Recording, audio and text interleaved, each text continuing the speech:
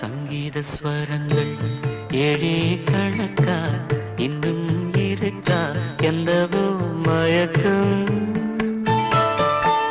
என் வீட்டில் இரவு அங்கே இரவா இல்லே பகலா எனக்கும் மயக்கம் நெஞ்சில் என்னவோ நினைச்சேன் ஞாபகம் வரது யோசனை வரல தூக்கம்தான் வரல சங்கீத ஸ்வரங்கள் ஏழே கணக்கா இன்னும்